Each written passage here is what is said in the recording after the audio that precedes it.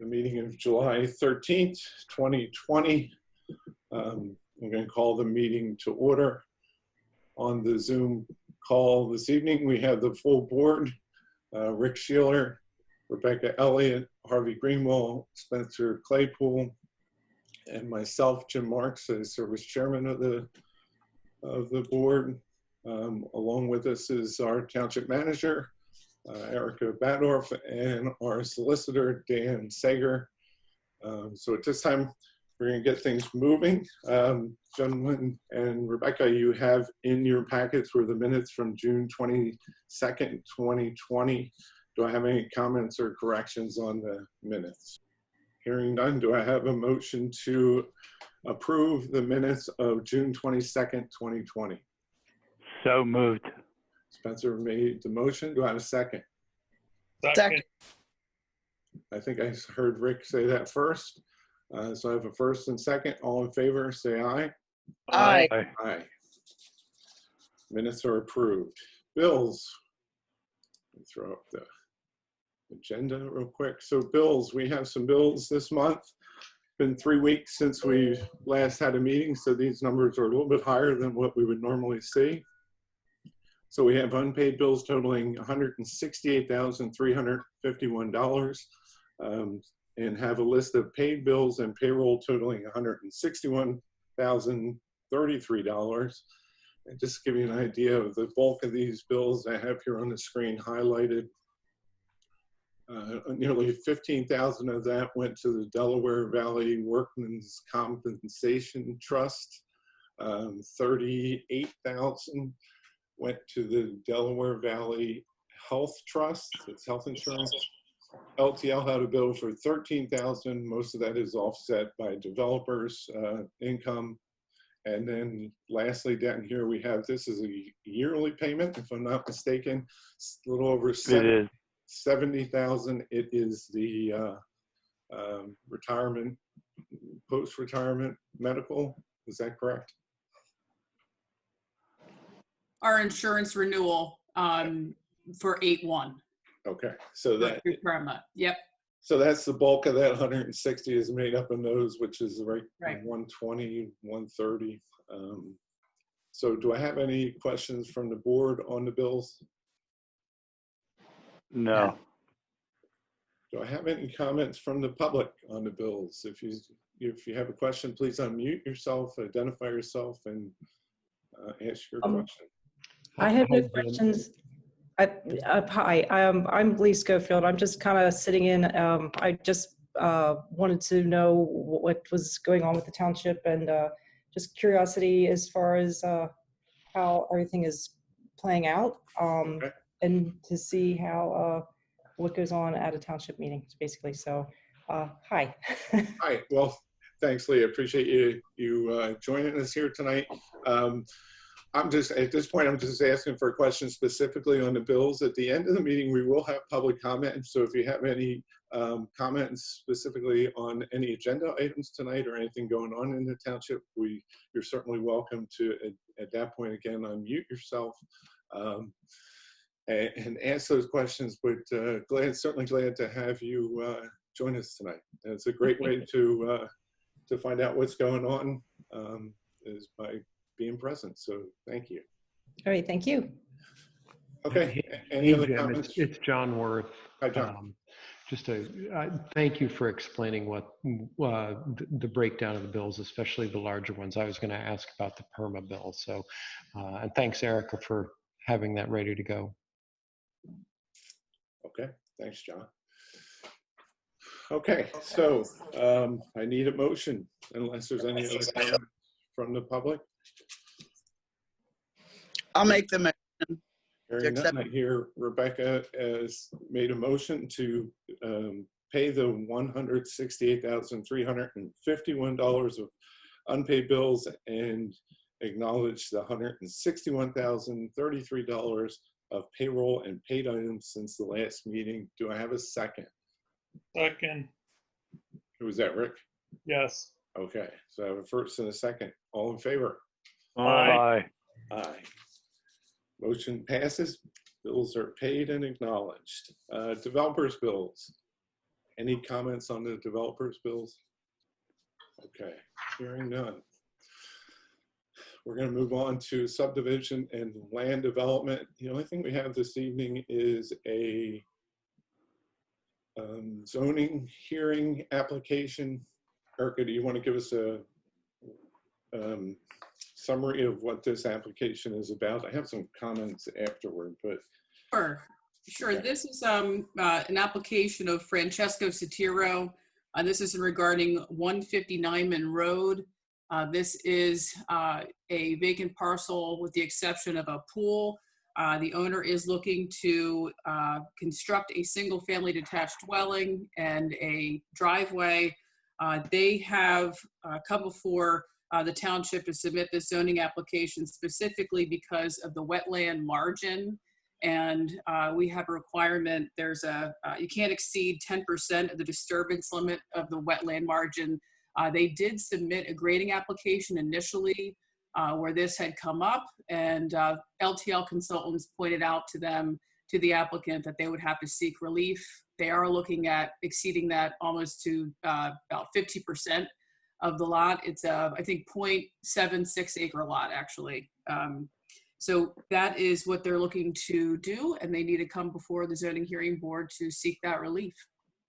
Okay, so I have a couple of comments on this. Let me just change my screen here. As you can see, I had on the screen was the outline of the property. Public record has it at 0.85 acres, but that could be incorrect.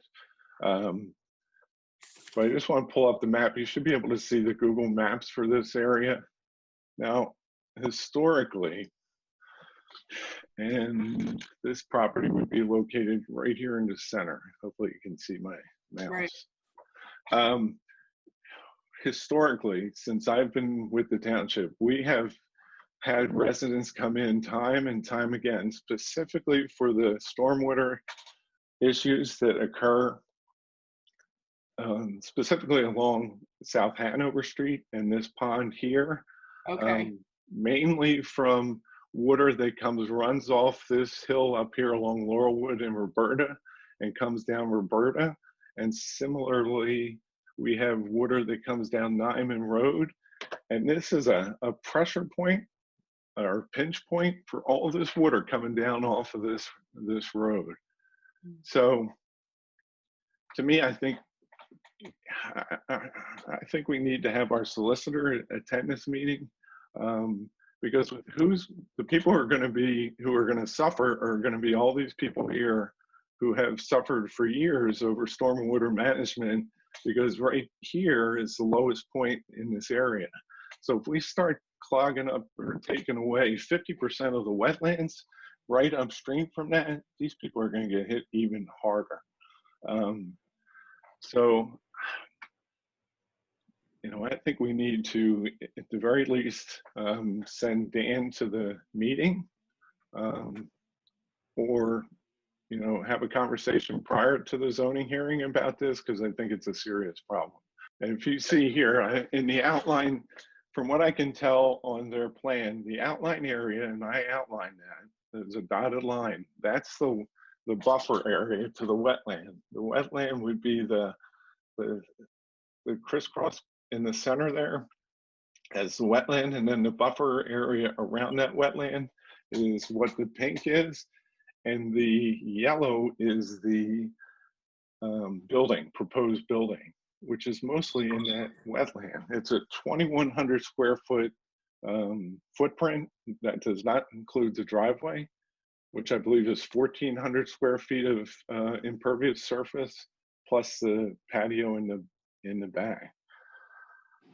So to me, this is a big, huge issue. And I don't want to see these people on the east side of this project and along Hanover get hit any harder than they have been getting hit for 15 years. Is there a hearing date yet scheduled, Erica? Yeah. No, there is not. No. I would imagine later in August at this point. The hearing, let's see, we have a hearing coming up, I believe it's next week for Keith Place. So this hearing will take place, I'm thinking, in August. So I'll check with Ken Picardi. Do they have an engineer, these people? Yes, they do. And who is that? Do I we believe know? it's All County Associates. Let me check here. Yes, All County Associates. Hey, Okay. Jim, this is John Worth. Yeah, Just a John. question, and maybe, I don't know, you or Erica can answer this, but given the proximity of the proposed site for the home, I mean, would there be a need for them to have any sort of environmental impact survey or permitting from DEP in order to build there? I share your concerns, that's why I'm asking. Yeah, I don't know the answer to that because certainly I'm not an expert in that. I would assume going into the wetlands is going to create a whole, issue with DEP and Conservation District. So I don't know, Dan, do you have, or Erica? Well, that's a good question. It depends upon if it's designated wetlands, they would. And they would have to have Yeah. approval from the county as well. They should probably, I don't know how they're possibly going to be proceeding in August if they don't have any approvals. Our engineer hasn't seen this. Oh, yes, just to follow up, so when the applicant submitted a grading plan, initially they had to do some soil testing and they found hydric soils. And part of that, in that analysis, LTL commented on that and had provided, you can't move forward without seeking this variance, and it stopped the process. So the zoning hearing application was submitted in addition to these plans, but that would be the type of information that would need to be provided. And they're not even at the full-blown building permit phase where they would have to have a variety of different approvals. But that's certainly, initially it was flagged as, okay, before you go any further, you need to go through this process. Okay. All right. So at this point, can we reach out to them? Dan, can you reach out? Have a conversation, express some of the concerns we have. I'm assuming the rest of the board has the same opinion or similar opinion. How's the board? What's the pleasure of the board? I agree with you, Jim. Okay. I agree. Okay. I agree also, Jim. And, Okay. and then I will report back and you'll make a decision as to whether, I assume you still want me to attend, but you can make a decision at that point. Well, It sounds We like should have a motion if we want you to attend. Well, you should have a motion twofold. You want me to communicate directly with the applicant or their counsel if they have counsel, and attend the zoning hearing board. Okay, I'll make that motion. Okay. Second. And seconded. All in favor? Aye. Aye. Okay, good. Thanks, Dan. Yep. Okay, moving on to old business. Fernbrook Lodge project. Erica, you want to give us a summary on this? Sure. I understand that the Fernbrook Lodge and the improvements, specifically the siding and windows, the window replacement, that project was discussed some months back. And, given COVID, that process was delayed until now, where we have evaluated the scope, the specifications that Dick Franz had put together. The fact that this is open space funding to be funding this project, after reviewing everything, we feel the township could be poised and well positioned to move forward with the bid process for this project. The spec that I have here includes the demolition of the existing siding and windows, the hauling of that debris, the installation of the plywood sheathing, and also the very specific, the hardy plank siding that was decided upon. I don't believe a color was decided. I believe the contractor will be providing that. And then the installation of the windows, which I believe are, there was I know discussion about the actual specification. I think it was Marvin. And to move forward with that, as well as the road crew scheduling the road access paving, which this could be a fall project. So we have this prepared. I can put together the final packet with the appropriate dates, pre-bid meeting, that sort of thing, and get this going if there's agreement. And funding's coming from where? I'm Open sorry if you space. mentioned it. Open Mhm. space. Okay. Okay. Any questions from the board? The siding is you're saying heavy plank, that's the composite material? Correct. That's what I have here. Okay. Okay, so I do have a question on the road going in. And John, I'll direct this to you. Is there going to be a weight limit on that road? For one, what about the width of the road? How does the use of, and maybe this isn't for you, but how does the use of the building impact the specs for that road?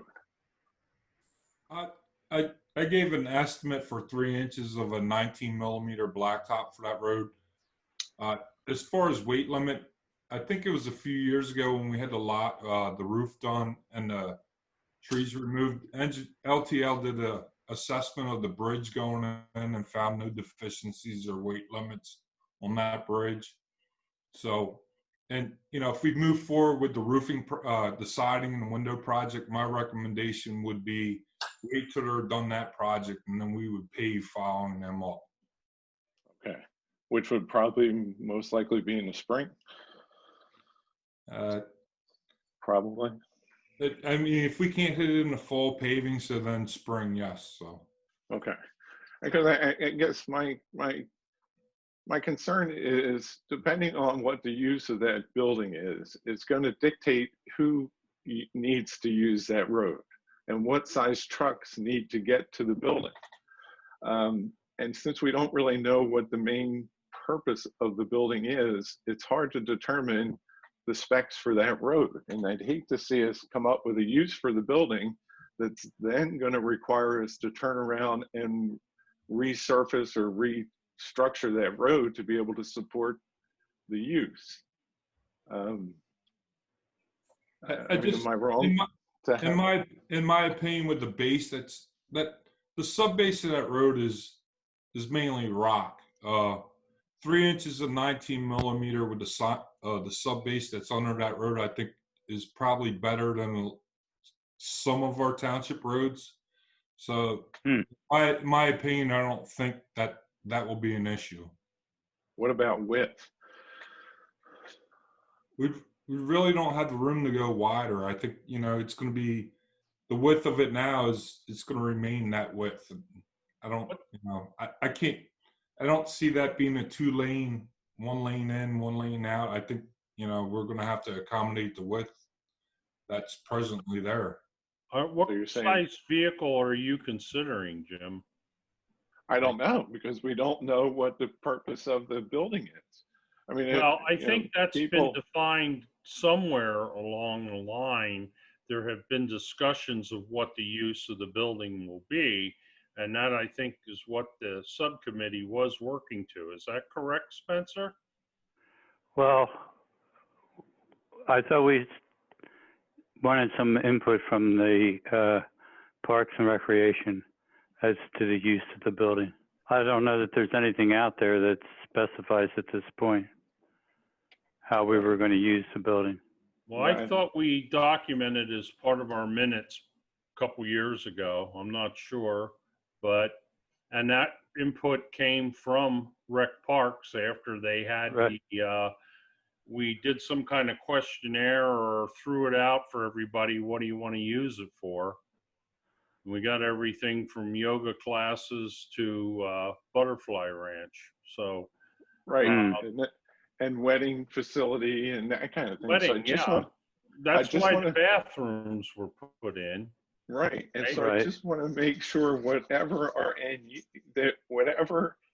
projects we tackle and plan for support the use in the end, so that we're not then turning around, backtracking, redoing things that we've already done.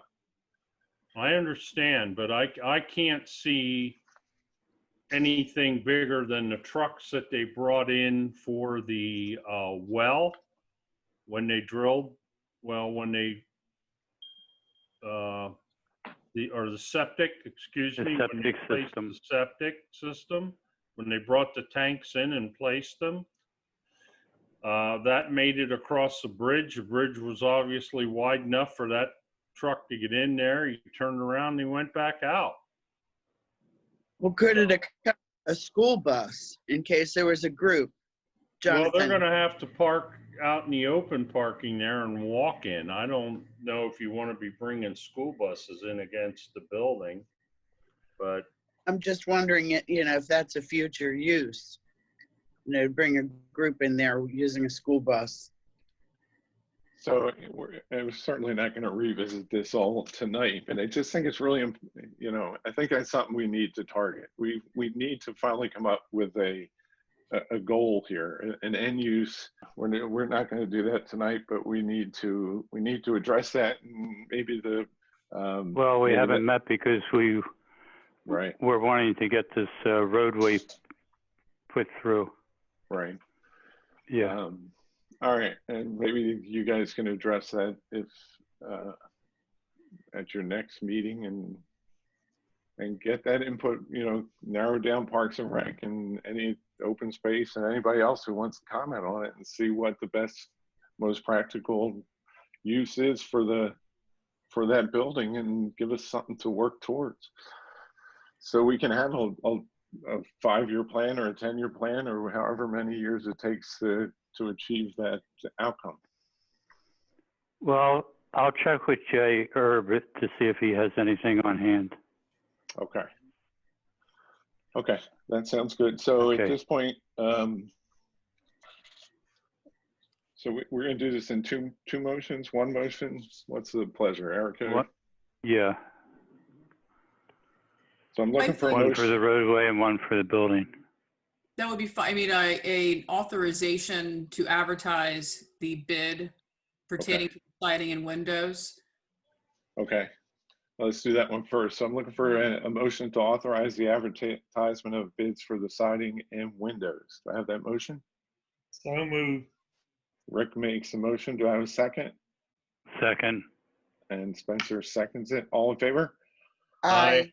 Aye. Aye. And we need a motion to authorize the road crew to proceed with the paving of the access drive at a total project cost of approximately $10,640, money which will be coming from the open space maintenance fund, to be completed once the windows and doors are complete. So moved. Do I have a second? Second.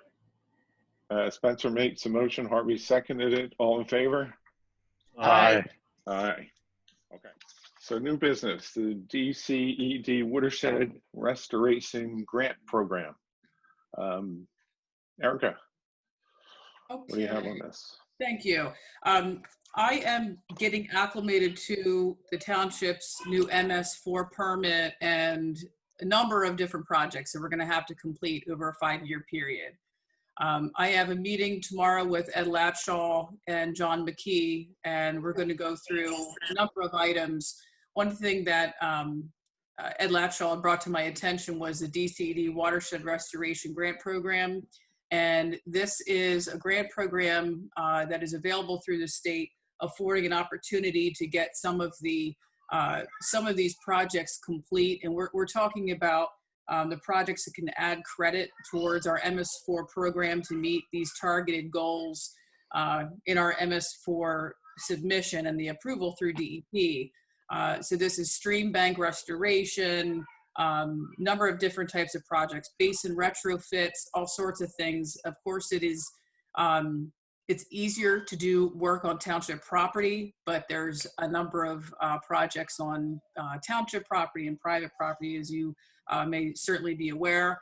I am bringing this to your attention as the total grant projects, they're looking at a maximum of $300,000 with a 15% match. So it's a nice program. in terms of the funding and what we could possibly get done within our MS4. Now, there is a resolution required. Once we meet and look through a few priority projects and see if there's something that will, fit in with this scope here, and the scope aligns right to the MS4 program. So I don't think we'll have trouble with that. But I would come before you at the next meeting to propose a recommendation. But I wanted to make you aware of the opportunity and that this could be coming along. Okay. Good.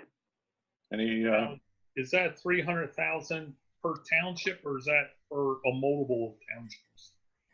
That is per project, and it's not per town. It is per township. Its grant shall not exceed a total of $300,000 for any project. Nice. Okay, thank you. any comments from the public? Any questions from the public on this? Yeah, hey Jim, John Worth here Yeah, again. John. Yeah, one of our recent volunteers to the EAC, I think might be a really good person to, get involved in this.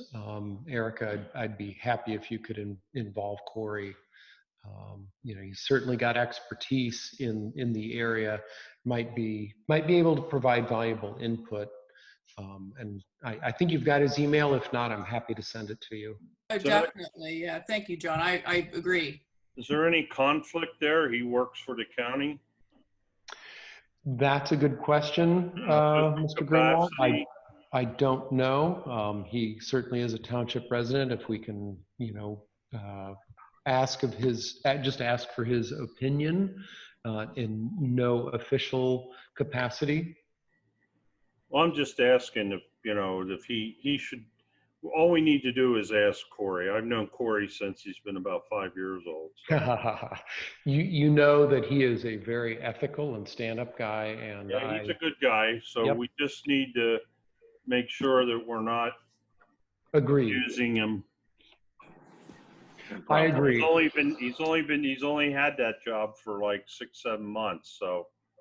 Nope, I agree completely. I mean, we got to make sure he would be comfortable providing his opinion, and that's it. Okay. Find what capacity he can function in. That's all. Works for me. Mm-hmm. Agreed. Okay, anybody else? Okay, next under new business is a authorization to advertise the ordinance adopting the governmental cooperation agreement for the Pottstown Area Regional Recreation Committee. If you remember back last year, back in November, JR came and gave a presentation at our meeting. And essentially, the Regional Recreational Committee was originally set up as a subcommittee of the Pottstown Metropolitan Regional Planning Committee. And as years have passed, it's become pretty clear that to be even more functional and efficient, it would be better to have the Recreational Committee be its own standalone committee and not have to answer to the Planning Commission and the chain of events that need to occur to get anything done. It would be best off if they were a standalone committee, which Jay came and presented back in November. The past 6 months to a year, they've been putting this ordinance together and reaching out to the other municipalities to see who was going to participate. And we've gotten to the point now where the ordinance is now ready to be advertised. So we're going to be looking for a motion to advertise it. Before we do that, I'm going to see if there's any comments from the board, questions from the board on this.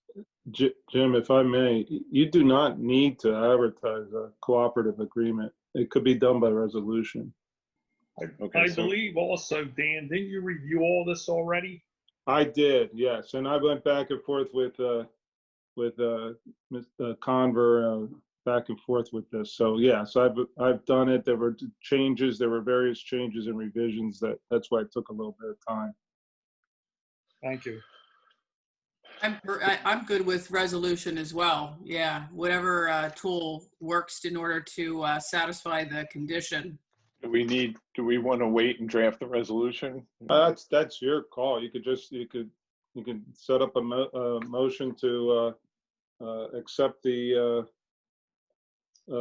cooperative agreement, I'm going to call it, in its entirety as presented, and authorize the township to enter into the agreement. And you're completely satisfied with it at this point? Yes, I'll tell you, there were a couple of issues I had predominantly with respect to the notice requirements of getting out of the cooperative if you want, what the obligations are, specifically with respect to the finances as well. They did tweak it significantly. Most of the language actually is what I had proposed, so I'm very comfortable with it. Okay. Why don't we do this? I mean, I think we have the time on this. Erica, correct me if I'm wrong, but why don't we draft up a resolution that we can then present and sign? And we can do that for 2 weeks' time. I think for the summer, probably most of these committees are kind of on a recess anyway. So we have 2 weeks to address this. Certainly. Okay. Okay. And last under new business is park facility discussion related to COVID-19. Erica, I'll hand this one off to you as well. Where are we? I saw your emails last week. Sure. And what's the recommendation? Okay. We have done quite a bit of research looking at other townships and the county in terms of specifically the green phase and CDC requirements to meet for the playgrounds with high-touch surfaces and for the porta potties, restrooms, otherwise the athletic fields and trails, that kind of thing, we can provide since they're outdoor spaces, league use, that kind of thing. Everyone is told to comply within the requirements for social distancing and masking and groups of gatherings no more than 250 people. But when it comes down to playgrounds, the CDC guidance is not clear on specific frequency of cleaning and disinfection. They do recommend that there is a regular cleaning and disinfection of playground spaces. And what I have found is that some townships that have staff or have allocated the resources to do so have gone out and done this either once a day, 3 times a week. They have decided what is going to work with them and what is comfortable for them in terms of sanitizing playground facilities. In addition, for the portable restrooms, the porta potties, when you have a park open, it certainly is a convenient amenity to provide. Again, with CDC, it is a daily sanitation. They actually do call that out. That is something that I checked in with Alpine Sanitation, their capacity, and what they've seen a lot of townships doing is servicing twice a week. So what we have talked about in terms of, and also just to bring up, I want to say the county, they provided me with their plan today. They're not doing sanitation of playgrounds. They're choosing to just keep it as is. And in checking with insurance, there's really, it's really up to the township in terms of what the comfort level is, but it's very, very small in terms of actual potential liability. But it's a moving target because we're dealing with so much every day with COVID and, changing guidelines. But for right now, the road crew, we can I'm sorry, my family, incorporate a plan. It just takes resources. So in terms of buying the proper supplies and training, getting the staff comfortable with the proper PPE, John and I had talked about it. It is going to take probably, what would we say, John, a couple $100 to procure some supplies, maybe upwards of 1,000, and that we would have to maybe look at a weekly cleaning. That's, I think, what we can we can do practically. Outside of that, I think it's going to be very difficult. And then for the porta potties, we can have a second service. It'll go from $240, or I'm sorry, $310 a month to $550 a month in terms of the porta potties being serviced twice. So I want to provide that information. We're seeing a lot of people doing different things, and we can make it work, or we can leave it as status quo as well. We are not getting many calls into the office or emails, that kind of thing, but it is something that is out there, and we haven't made a decision on. At this point in time, are the portable porta potties unlocked and open to the public, or are they locked? No, they're actually removed. We had some of the locks were broken into a few weeks ago. So they're not even on site at this time, is what Correct. I'm understanding. And our bathrooms at the road crew building are currently kept locked, if I'm not mistaken. That is correct. So I think we should think about it and bring it up again at another meeting. has Parks and Rec weighed in on this? Hey, this is Vince. I don't Hey, want Vince. for another meeting, right? If we're renting out the fields, people are practicing on the softball, especially Riverbend and Kenilworth. I don't understand why it's so difficult to put the bathrooms there. Well, that's Concern. kind of my feeling too. If the people are going to be using the parks, everybody has to use a bathroom at some point in time, especially if you have young children there and so forth. I would prefer myself just to see the porta potties there and go with a twice a week cleaning. I don't think that is absurd or anything, and post on the doors, what our procedure is and so forth. I just think it's something that should be supplied and there. And I agree with you, Vince. If we're renting the fields out, we're collecting rent, and that's what we always have had. I just feel we should have it. 2 cleanings a week, is that sufficient? I think that's all they'll do, is my understanding. Am I correct on that, Erica? Yes, that is their capacity. They're handling a lot of, I think it's a 1-person operation, or maybe 2. So they have quite a few townships that are asking for all sorts of things. I think they also handle the borough of Phoenixville. So they are handling that. They're with the contract now. We could always look at alternatives if we had to. And what was the CDC requirement for cleaning? The recommendation is daily. Yeah, that's the issue. Dan, where do we stand legally on that?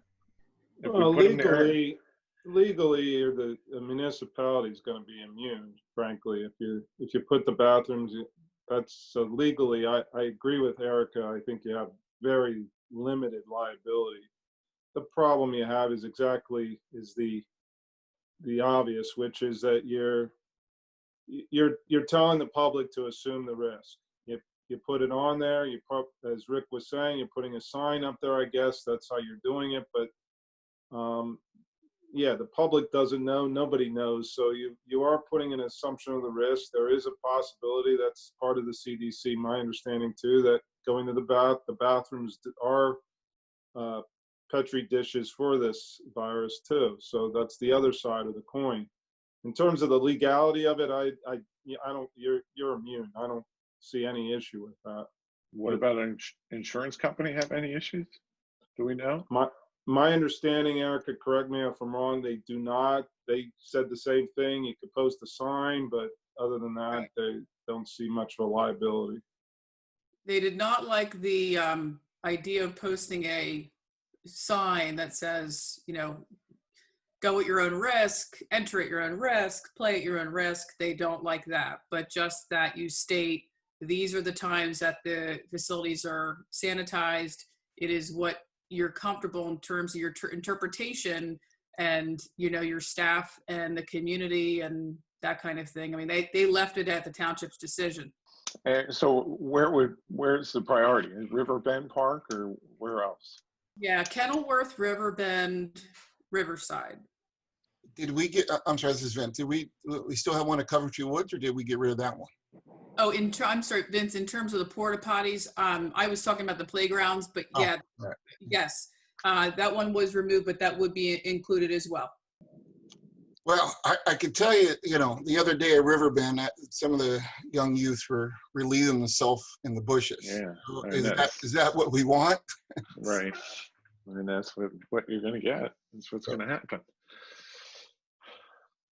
We're providing the fields to play and to practice, and I don't know why we should not provide the restroom for it. Yeah, I mean, I would tend to agree, as long as we post, we fully disclose the cleaning schedule. We let people make their own decision on how they're going to use them and not use them. Yeah, those porta potties, we need to have them available to the public.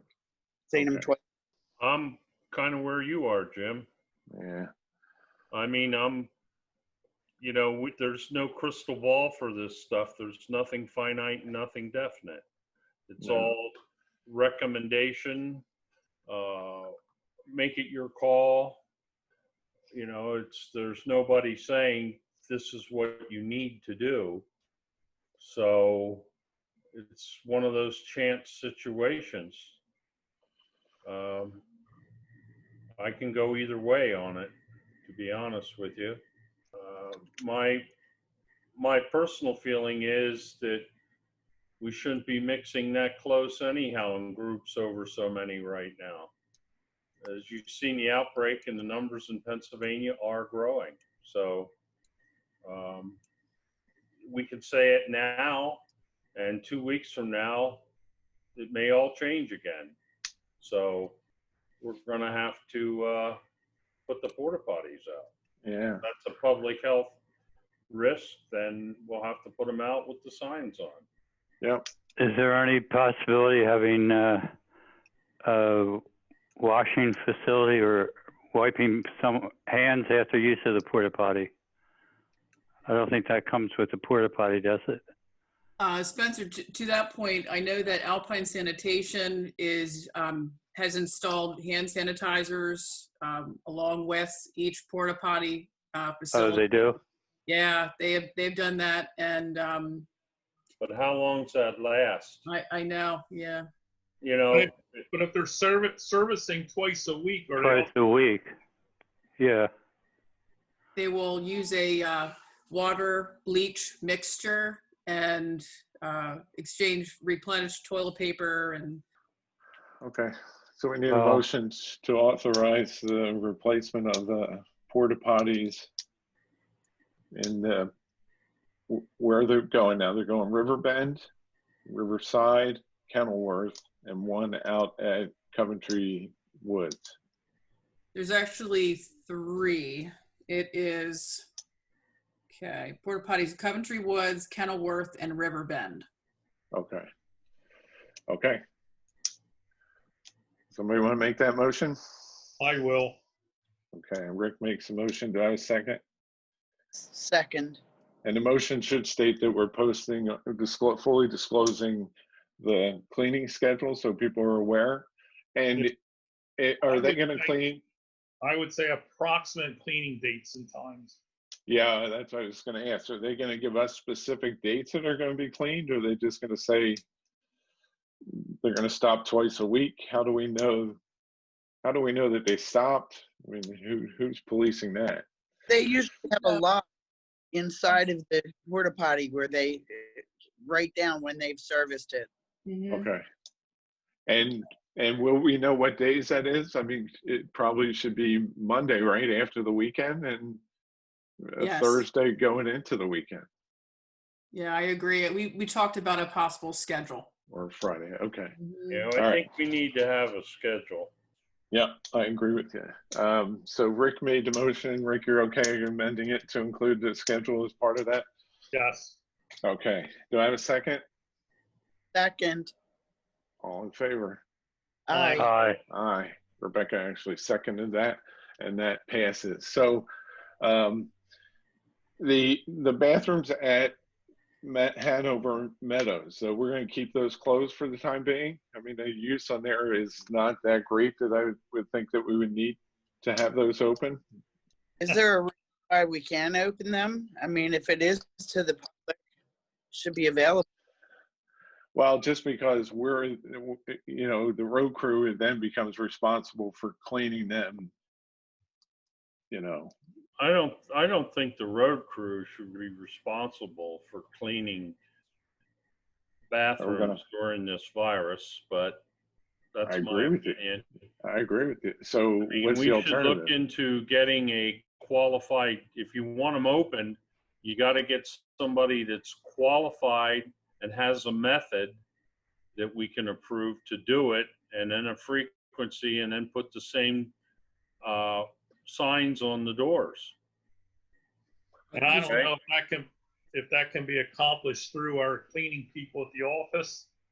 If they're I said, I use the term qualified and has a method. So if they can prove that they're qualified and have a method to do it for the COVID cleaning, that's fine with me. Just from my experience, from what I see out there, I think most people utilize that park for about an hour. Even when the restroom, with the facilities were open, I don't think they were getting used too often. So I don't think we really have an issue there unless there's an event. Okay. Most people walk, maybe an hour and they're gone. All right. So I'd be okay with revisiting this in, you know, in a couple of weeks to see, because I have experienced the same thing. My time out there is short. Rather than spending the money and the resources, trying to make sure that's clean on a daily or somewhat semi-frequently schedule, I would say just keep them closed for the time being. Well, in the meantime, can we at least, you know, investigate what the cost and the service and so forth would be in the event that this gets brought up again, that we know where we're going? Yep. It'll definitely get brought up again, but yeah, I think we should. We'll get more info in 2 weeks' time. We'll revisit to see. Yeah, I agree with you, Jim. Okay. All right. Very good. And while we're on the COVID discussion, we'll expand this because Erica's report had some COVID, what I think she pretty much hit. But one of the things that has come up as of last week, and more information on this came out today, is handling the quarantine recommendations for people who leave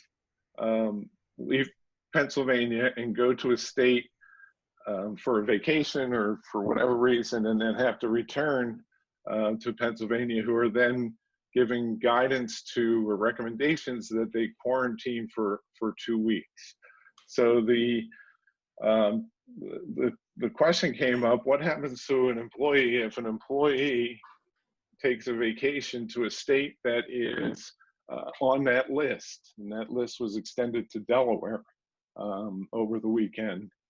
What's the obligation of the township, and how is that handled as far as quarantining that person, and what impact does that have? So if somebody goes on vacation for 2 weeks and they come back and they have to then quarantine for 2 weeks, is there an expectation that they get paid? Is there a requirement that they get paid?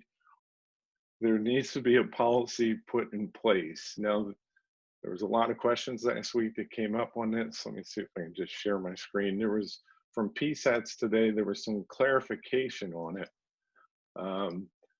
And it came from the solicitor for PSATs, who said, while not mandatory, it is recommended that townships consider implementing a recommendation for employees. And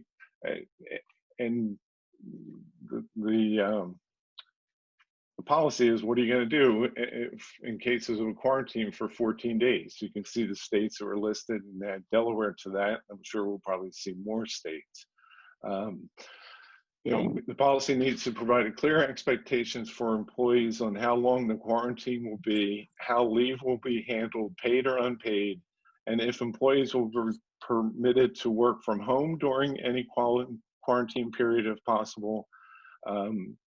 Currently, there's no existing federal or state quarantine order. This was written today. Employees are not eligible for the Family First Corona Response Act leave when engaging in a voluntary quarantine. So, Dan, I guess I'll direct this to you, and Erica, where do we stand with this? How are we going to handle this? And I don't want to bring up any specific personnel names on this, because even though this is a personnel issue, it's not doesn't raise to the level of an executive session, because doesn't deal with specific individuals. So I don't want to really bring up any names of any potential employees who are going on vacation. I just want to keep this discussion towards the policy and what we're going to do and how we should approach this. So I'll open the floor to Dan and I'll speak. That's and I agree. I don't think it belongs in executive session. I think the public should also participate if it wants to participate as well, because this is serious stuff that may affect the public as well. The way I see it is that if a person takes a vacation to one of the states that the governor has stated as you need to quarantine, and it's voluntary, that's correct, they are assuming the risk. And the township has the authority and the right to say to that person that either you're quarantined for an additional 2 weeks unpaid. You don't have to pay them. You have no obligation to do that. If they can work at home, maybe you do work with that. But I think for a public safety measure, I do think that you may want to consider having a memorandum setting forth what their responsibilities and obligations are, and that perhaps they do not get paid. And if they don't have enough vacation, maybe it goes on to the next year, unfortunately. It is something that they should know. It's not, aren't obligated to take that vacation, unfortunately. Maybe they have to take a different kind of vacation. But I do think that that's what, and I think Mr. Coburn's statement is basically in line with what I was saying as well. Dan, I have a question. You said if they vacation in the state, the way this reads is residents who travel in states. So if you go to Virginia and you drive through Delaware, which is now on the list, that's travel in state, right? No, I don't think that's the definition. I think if you actually are driving through and you don't stop, that does not meet the definition from the way I read it. You are permitted to go through a state that is not on, that is maybe on the list, but you did not stay there. I don't think you are obligated to quarantine then. So if you don't stay overnight, you're good. If you stop to eat dinner or you get gas or that's a little different. Yeah, here's a good example. Person goes over to Delaware to go to Total Wines and gets their wine to Total Wine and gets it at curbside. I don't think they need, we have to use some common sense. That person probably does not have to quarantine. Okay. I think that's not really what the order is. The order is for the person who goes to Rehoboth Beach and stays at Rehoboth Beach, perhaps, especially that, and maybe go to the restaurants and the bars there. That's why I use the word vacation, especially when it deals with an employee. That's what it is. Okay, thank you. So we need a memorandum of understanding. Yeah, I think you should have a guideline as to what the responsibility is of the understanding of the township, and what the obligation is of the person who takes the vacation, and the quarantine responsibilities. Okay, and so that's something that Erica and you can work on together. Absolutely. Now let me ask you this. So obviously for administrative employees, that's easy. What impact does this have on the police association? What's their obligation to follow a guideline that we would establish like that?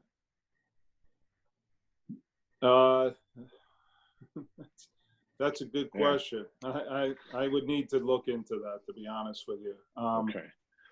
I really don't have an answer because they are under collective bargaining agreement as to whether that can cover them. Right. Okay. Agree. Well, you can report back on that. Okay. But we don't need a motion to this, or should we have some kind of motion on this to memorialize that we're moving forward with this? Well, we're just asking for a draft at this point. I don't see a need for one Dan, what's until we your- have the final Yeah. copy. Yeah, I don't think you need a resolution. The minutes will show that you're working Okay. on this. Okay. All right. Very good. Thank you. Any comments from the public on this? Jim, if I may, I just want to add, I don't think we fully addressed playgrounds. Oh, I'm sorry. If we want to finish this, that's fine. I just want to make sure we address that as well. Thank you. Okay. All right. Well, let's go back to that playgrounds. What I missed?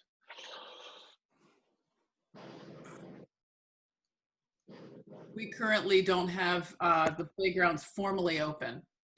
So there's the CDC requirements are, or recommendation, regular cleaning, disinfection. So we could do this. It will be an allocation of staff time in order to take care of this. It will be resources and some supplies in order to do it. And John and I were talking about this. We would have to figure out a plan to implement this, but it would be taking that step and again, putting the proper posting of signs. What, I have to ask Dan a question. If we take upon the cleaning ourselves and somebody makes a claim that they got it on our equipment because our procedures were not adequate, how we cleaned and what we cleaned with, is that a degree of exposure? I don't think so. Well, first of all, it's very difficult just generally to prove that they got it through the Right, I bathroom. understand, But you're still, there's immunity. It doesn't meet the exceptions to the statute with respect to the municipality's obligations. There's no change in the law with respect to, because it's COVID. So I don't think so. okay. Okay, so you're saying we have a plan you're ready to implement? Yes, John and I can work that out if, I don't know if he wants to speak to that. We can commit to like a once a week, maybe a Friday. Fridays work best for us. Once a week that's what we can commit to. Yeah. With limited exposure to our people, right? Your methods will have limited exposure, like using a spray or something like that. Yes. Yeah. Mhm. Would I be wrong to assume that people are already using the playgrounds? You wouldn't be. Yes. Okay, all right. Yeah. So Just be careful when you're dealing with the employees. Now you may have Right. the workers' compensation and all the other issues then if somebody does get it on the job, and the quarantining of all the other employees. So there's a greater liability instead to the township generally, instead of having a third party doing it. Yeah, Serve Pro and some of the others are Mhm. advertising that they have certified processes with approved chemicals, and they'll come do it for you. So we may just want to look and see if there's any possibility, what their costs are. And Yeah, have a third party do it, and then we're out of the glitch. I'm concerned about our people too. Sure. so Erica, let me ask you this. If we hire a third party to do it, can we submit that expense under the emergency declaration? We can try. We are Okay. keeping track of everything. Yes. We're still Okay. getting clarification on what funding will be eligible for what. I mean, that would be really easy to clearly Mhm. prove that is a COVID response. Yes. Yes. It will. Okay. So why don't you go ahead and get information? Because I agree with Harv. We shouldn't Sure. be exposing our road crew any more than we have to. And Wonderful. also, I think it'll be easier to get reimbursed if we have a third-party company coming in who specifically puts on their invoice as a COVID response Mm-hmm. cleaning. So you'll report back next meeting on the info that you get for that. Yes. Okay. Anything else on the parks, playgrounds, any of that? Okay. Hey, Very good. Jim, can I ask this, Vince? Are we opening Sure. the playgrounds or are we waiting for the cleaning? What's the position here? I would wait, you know, they're being used anyway. I would just keep our position is that they're closed at this point because we're not cleaning them. And until we can actually say that we're actively cleaning them or we have a plan to clean them, our default position is the playgrounds are closed. I just think as soon as we open them, we have to show that we're taking action to clean them, or that we have a plan in place that they're actively being cleaned. But the police aren't enforcing anybody who plays on the Right. playground. That's it. No, Right. no. Okay, so I mean, at the next meeting, maybe we'll have an update. Yeah, Matt, I'm right? If we see them playing on the playground? Yeah, we have not been enforcing anything down there. Okay, all right, thank you. Okay, very good. Moving along now, administration, supervisors reports. I'm gonna start with Rebecca. Do you have anything? I just have a comment about since the Laurelwood Road, Harmonyville Road, whatever that bridge has been completed, there's still some detour signs that are around that I would like to see come out because we no longer have a detour. That's it. Yeah, I saw those. Last week I saw they still have road closed signs pinned up. I haven't been through there in a few days, but yeah, just make sure, if we can make sure they're clear. Some of them were in South Coventry, but Will do. okay. Rick, The only thing I would like to do is ask Parks and Rec to give us an update on the boat dock. And also I had spoken to Erica this week about potentially getting the ramp area cleaned out where all the silt is filled in. It's kind of hard to get in and out with a boat. So if we can follow up with that and see where we're at. It's been quite a while about the dock. That's all anything I have. else? Okay. Harv, anything? I have nothing, Jim. Spencer? I don't have anything. Okay, I have a couple of things, quick things. In your email, just like within the hour, Erica sent out a draft of the newsletter. So take a look at that and comment on it if you have any questions or comments on it. I have one comment, Erica. The picture of the Township building, I have a higher resolution picture so I could send you so we can replace that. But other than that, it looks pretty good, and I'll read it closer. And Erica, again, I noticed going through some old paperwork that you're on the tax collection committee, Chester County Tax Collection Committee. You were on there as a representative of West Vincent Township. So what's your standing on that committee now? Yeah, I'm still a member. I actually have a meeting tomorrow on a conference call. Okay. I'm on the board that is part of that committee, and we review and evaluate all the collections of all the EIT and LST, and look at it for the school districts and for the municipalities. We're actually talking with Keystone about right now all the impacts of COVID and looking at it as a whole for Chester County, and they break it out by municipality, by school district, so they give you a lot of data. So I sit on that committee, and we provide the oversight of Keystone and try to provide the communications of what's happening. So I'll have the latest and greatest tomorrow. Okay, so just a housekeeping Mhm. thing. We never appointed you to that. Do you need us from North Coventry to appoint you as onto that committee? No. Okay. You don't, it's actually the, I need to be the representative of North Coventry Township. And perhaps I'll check with them about actually doing that. But I think for the actual board and their bylaws, that it's a representative, it's, you know, through their bylaws that I'm the representative, but we should clear it up for North Coventry. Now I'm thinking of, yeah. Because I know years ago we named Kevin, when it first started, Okay. we appointed Kevin and myself onto that committee. Yeah. And it just stayed the same. So yeah, just check on that and we'll clean that up if we need to. Yeah, each township is a voting member. So, Right. yeah. Yeah. Mhm. Okay, yeah, very good.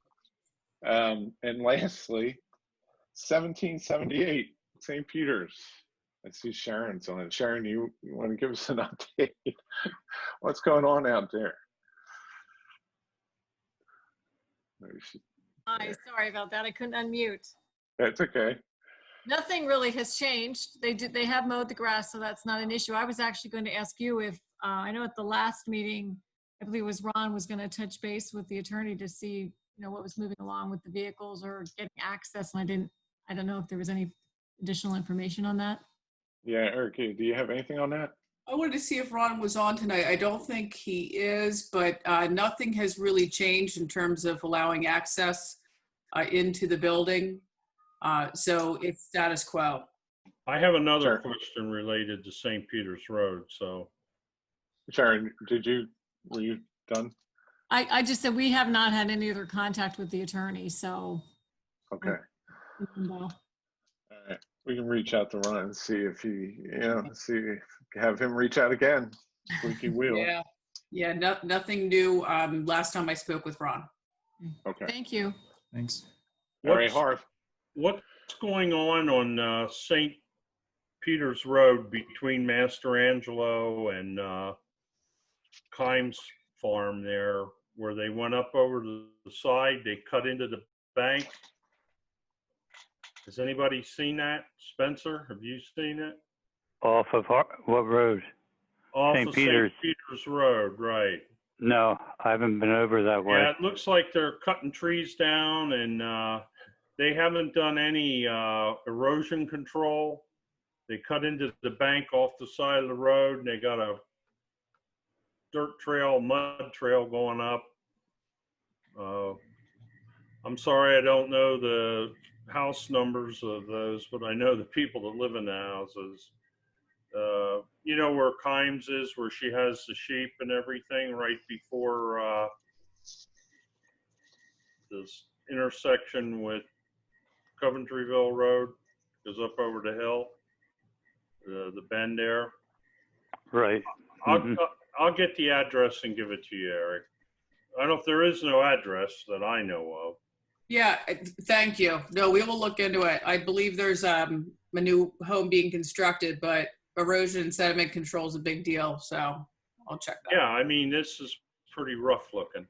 Mm-hmm. And it's been that way for a while. I figured, you know, give them a couple week or so to fix it, but nothing's Check with the code officer. Mm-hmm. Okay, Erica, manager's report. Okay, thank you. Very good. I know we talked a lot about COVID tonight. The face covering requirement, I know that has been a new development. So we're monitoring that, as well as, of course, everything going on with the travel policy and monitoring, you know, the different states and that sort of thing. So we'll continue to do that. Laurelwood Road, as it was reported, the bridge project was completed by JPS Construction, and thanks to our township road crew and South Coventry Township and our engineers, that was done ahead of schedule, and we'll be receiving a payment recommendation soon for that project to get that closed out. The chip sealing. They did a real good job. Yes, they did a great job. Mm-hmm. Got a lot of positive comments online about how quickly it was done and the quality it was done. Mm-hmm. Yeah.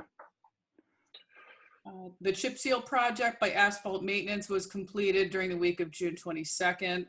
The sweeping is actually going to begin this week, and then take care of closing out that project, and then we'll have our payment recommendation for that. The EAC webinar series, the next EAC sponsored free educational webinar will be held Wednesday, July 22nd at 7 p.m. on Zoom. And that will be the topic of native plants in the landscape. And I think that's Justin Schiffler who's going to be taking care of that for us. And then we have next one in August and then September. Zoning hearing updates. Just want to give an update on the previous zoning hearing that was held and then address the application of Keith Place. But the zoning hearing that was held on June 25th on Zoom was the consideration of the application of Brad Algio, and that's 1496 Glenmar Drive. And that applicant was seeking zoning relief for their building setback for a garage. And this was, let's see here, to permit the garage actually being 1 foot, I'm sorry, from the property line, and the zoning hearing board ultimately approved a 4-foot setback, allow for maintenance and some room to take care of things, not so tight to the property there. The zoning hearing of Keith and Karen Place, owners of 1326 Temple Road, will take place, their hearing on July 23rd at 7 p.m. on Zoom. And they're seeking relief to permit a side yard setback of 3 feet rather than the required 40 feet to construct an attached garage and workshop. And then the open space, good news, we have settlement on the Boyd property. Natural Lands does with the property owner for the conservation easement at 2000 St. Peter's Road, excuse me. And we're contributing $130,000 towards that effort. And lastly, the Planning Commission meeting for Wednesday is canceled due to lack of agenda items. Thank you. Okay, very good. Dan? Okay, couple things. 600 Laurelwood Road, the trial is scheduled for possibly August. My understanding, this is just to clean house. You do not want me to participate in that since Owen J. Roberts is not pushing it anymore. They accept the appraisal of the applicant. So That's correct. Yep. okay, so I will withdraw as my appearance on that. We have a hearing before Judge Mann on the Tripodi matter scheduled for August 7, where he's apparently going to impose sanctions at the hearing. So all parties are to be present. In this COVID era, I'm not convinced that Ms. Tripodi is not going to have an issue about attending a court appearance in person in Westchester on August 7, but we'll see, and I will certainly apprise you as to what happens. So that's basically all I have at this point. Okay, very good. Thanks, Dan. Public comment. This is a chance for the public to speak up, ask questions, make a comment. If you have anything you'd like to bring to the board's attention, please unmute yourself, identify yourself, and ask away or comment away. Hey, Jim, it's John Worth John. again. Yeah. I just wanted to mention, we also have the EAC has a project ongoing at Hanover Meadows. We're doing a demonstration garden to turn some area that was maintained as lawn into a sort of a native meadow area. And I specifically to promote pollinators.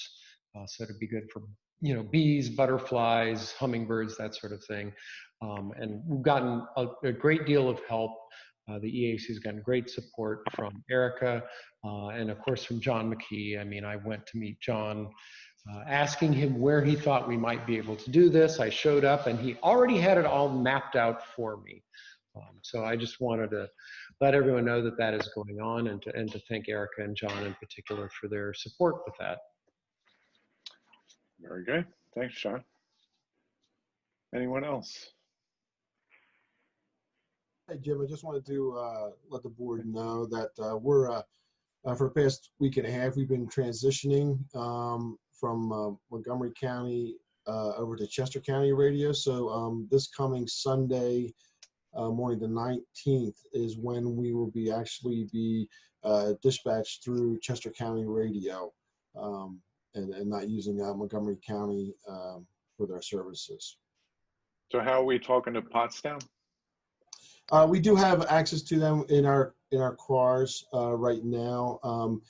We will have there will be a couple month delay where we can actually speak to the Pottstown channel directly. I was told once the Montgomery County has their new system in place, we'll be able to get our radios linked up with theirs. But at this point in time, until that happens, we will be able to speak to them on a side channel. It won't be directly, but we can get access to them until that new system gets put in place. Okay, thank you. Anybody else? Going once, going twice. I can't get to the. Brian, I hear you. Oh, you can hear me. I got you. Just two little comments. One to Erica. As of 11 o'clock today, there was still a porta potty next to the garage below the Stubblebine house, and with the lock broken. And for Harvey's thing about the lot on St. Peter's Road, if it's the one I'm thinking of, that is that excavation by the road is for the sight line. I guess that's something that the state requires them to have. I think that subject came up on the house on the top of Sheep Hill Road, that they excavated for the sight line before they had their permits. And I can't remember what the resolution of it was. Thank you. Okay. Thanks, Brian. All right. So at this time, we are going to have an executive session. This is concerning a personnel issue. I thank you all for coming. We will be back 2 weeks from tonight.